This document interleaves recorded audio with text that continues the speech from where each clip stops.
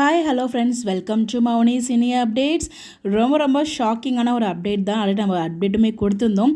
So நம்ம விஜய் டிவியில் நான் ப்ரைம் டைமில் போயிட்டுருக்க பனிவேலு மலர்வனம் சேல் வந்து எண்ட் ஆக போகுது. ஸோ லாஸ்ட் வீக், அதாவது இந்த வாரம் வந்து கிளைமேக்ஸ் ஷூட் வந்து எடுக்க போகிறாங்க அப்படிங்கிற மாதிரி அப்டேட்மே நான் கொடுத்துருந்தேன்.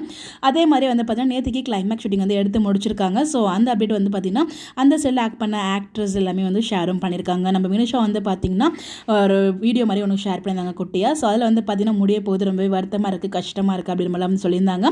இங்கே சியாமந்தகன் வந்து பார்த்திங்கன்னா நான் தான் எல்லாருமே டார்ச்சர் பண்ணுவேன், இந்த செட்டில் வினுஷா என்ன டார்ச்சர் பண்ணிகிட்டு இருக்கா, இதுலேருந்து எனக்கு வந்து ரிலீஃப் ஆக போகுது அப்படின்ற மாதிரி வந்து காமெடி ஒரு ஃபன்னான வீடியோ வந்து ஷேர் பண்ணியிருந்தாங்க.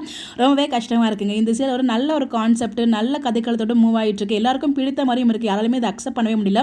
ஸோ அந்த மாதிரி ஒரு சூப்பரான ஒரு சீரியல் ஏன் இவ்வளோ சீக்கிரம் என் பண்ணுறாங்கன்னு தெரியல. ஸோ ஒரு மேரேஜோட தான் வந்து எண்டும் பண்ணுறாங்க போல். ஸோ மேரேஜ் ஹாலில் தான் லாஸ்ட் ஷூட்மே எடுத்திருக்காங்க. ஸோ நீங்கள் லாஸ்ட் ப்ரோமோ பார்த்தா உங்களுக்கே தெரிஞ்சிருக்கும். ஸோ தாத்தா வந்து பார்த்தீங்கன்னா படுத்த படுக்கையில் இருந்துக்கிட்டு நீ வந்து நீ நான் உயிரோட இருக்கணும்னா நீ வந்து கல்யாணம் பண்ணிக்கணும் அப்படிங்கிற மாதிரி ஐஸ்வர்யா கல்யாணம் பண்ணிக்க சொல்லி டார்ச்சர் பண்ணுவாங்க. எல்லாரும் சேர்ந்து ஒரு வாயிலிருந்து வந்து நான் கல்யாணத்துக்கு ஒத்துக்க வைக்கிற மாதிரி வந்து பேசி கடைசியாக வந்து ஒத்துக்கவும் வச்சுருவாங்க, கல்யாணம் பண்ணுறதுக்கு ஓகே அப்படிங்கிற மாதிரியும் சொல்லிடுறாங்க. ஸோ அந்த மேரேஜ் ஷூட் தான் வந்து போயிட்டு இருக்கு. ஸோ கடைசியாக திருப்பி வந்து பார்த்தீங்கன்னா அன்பு காலத்திலே வந்து நம்ம கதிர் தாலி கட்டுறதுக்கு வாய்ப்புகள் இருக்குது. லாஸ்ட் எண்ட் ஆகும்போது மேபி இந்த வாரம், அதாவது 29th மார்ச்சோட இந்த செல் எண்ட் ஆகும் அப்படின்னு எனக்கு அப்டேட்ஸ் வந்து கிடச்சிருக்கு.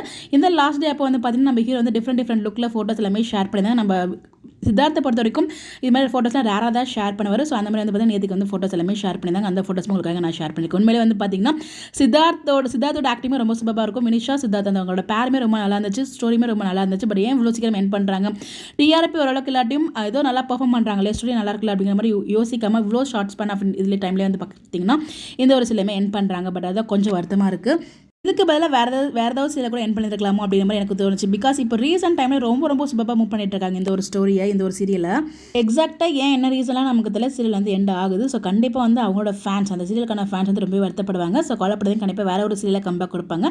அதை பற்றி அப்டேட்ஸ் கிடச்சா கண்டிப்பாக நான் ஷேர் பண்ணுறேன். ஸோ இந்த மாதிரி அப்டேட் தெரிஞ்சுக்க நம்மளோட சேனலை ஃபாலோ பண்ணிக்கோங்க. யாரெல்லாம் இந்த ஒரு சீரியலை மிஸ் பண்ண போகிறீங்கன்னு சொல்லி கமெண்ட் பண்ணுங்கள்.